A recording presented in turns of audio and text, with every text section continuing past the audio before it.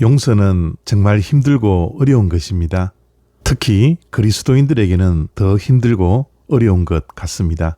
왜냐하면 오늘 베드로와 예수님께서 나누시는 대화 가운데 용서에 대한 대화를 모르는 사람은 없기 때문입니다.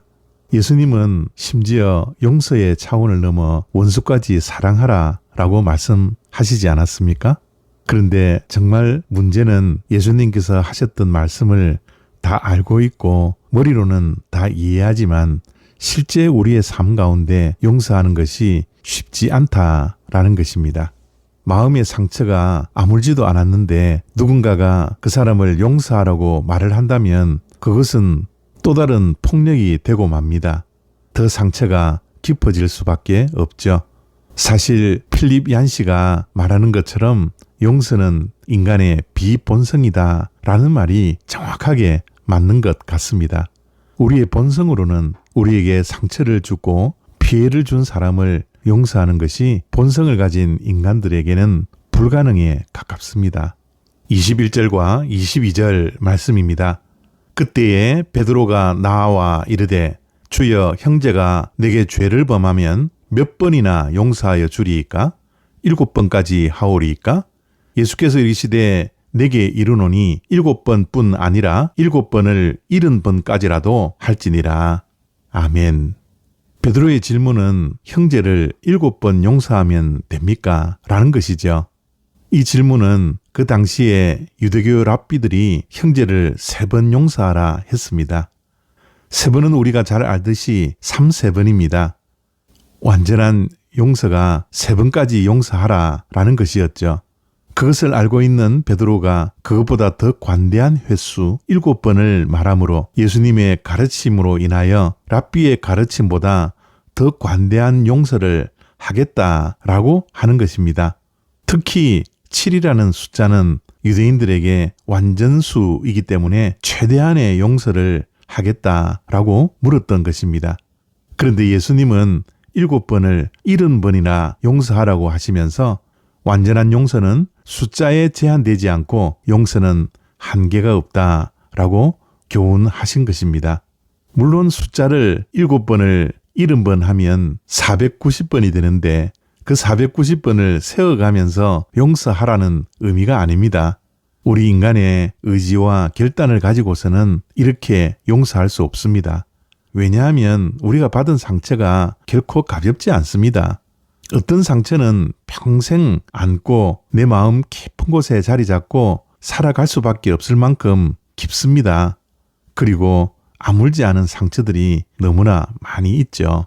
그래서 우리의 용서가 한두 번이 아닌 3번도 아니고 7번도 아니고 7번을 70번씩 어떻게 용서할 수 있겠습니까?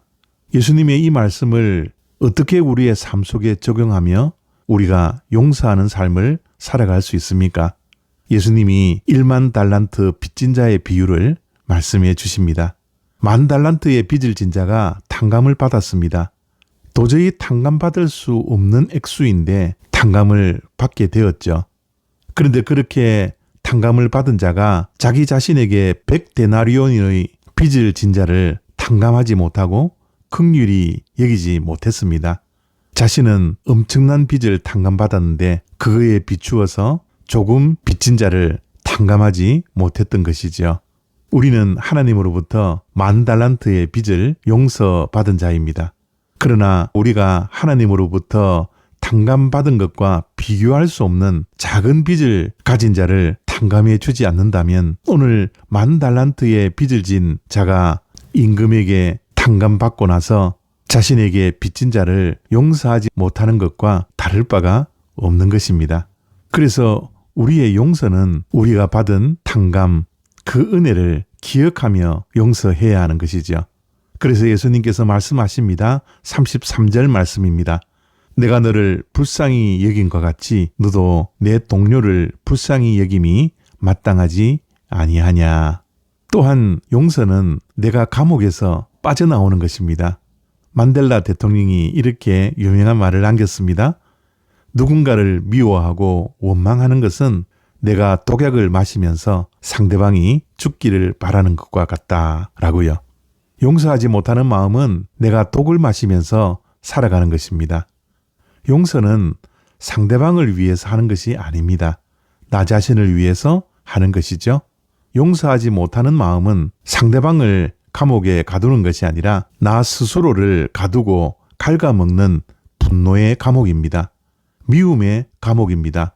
하나님은 그 고통스러운 감옥에서 해방되어 다시 기뻐하고 자유함을 누리기를 원하시기 때문에 용서하라 말씀하시는 것이죠.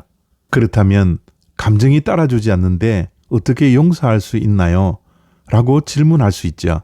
그 질문에 대한 대답은 억지로 용서한 척 하지 마십시오. 용서하지 못하는 마음을 하나님 앞에 정직하게 가지고 나가셔야 합니다. 그리고 기도해야 합니다. 하나님, 저는 저 사람을 도저히 용서할 수 없습니다. 쳐다보기도 싫고 제 마음이 지금 지옥 같습니다. 주님, 저를 불쌍히 여겨 주시옵소서. 내 힘으로는 안 되니 십자가에서 나를 용서하신 그 1만 달란트의 사랑이 내 마음을 덮어 주시옵소서. 이렇게 상처 입은 마음 그대로를 십자가 앞에서 토해낼 때 성령님께서 일하기 시작하십니다. 우리의 의지가 아니라 위로부터 부어지는 은혜가 우리의 굳은 마음을 녹이고 끊어지지 않던 미움의 사슬을 끊어내실 것입니다. 오늘 하루 억지로 용서하려는 무거운 짐을 잠시 내려놓으십시오. 그 대신 나를 조건 없이 안아주신 예수 그리스도의 그 크신 십자가 사랑 안에 깊이 머무르시는 은혜가 있기를 원합니다. 그 사랑이 저와 여러분들의 내면을 치유하고 저와 여러분들의 묶인 마음을 풀어내는 열쇠가 되기를 소망합니다. 감사합니다.